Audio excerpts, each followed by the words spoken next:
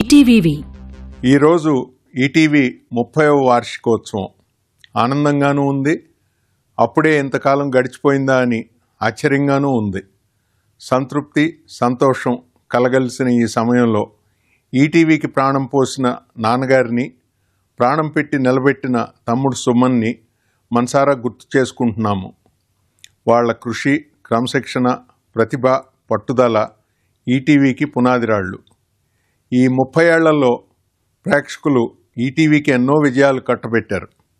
తెలుగు రాష్ట్రాల్లో మాత్రమే కాదు, దేశ విదేశాల్లో తెలుగువారు ఎక్కడున్నా అక్కడ ఈటీవీ పతాకం ఎగిరింది. ఎంతోమంది అభిరుచి కలిగిన ప్రేక్షకులు ఈటీవీకి అభిమాన హారతి పట్టారు. మరెంతోమంది కళాకారులు, నిర్మాతలు, సాంకేతిక నిపుణులు ఈటీవీ కార్యక్రమాలకి రూపశిల్పులుగా నిలిచారు.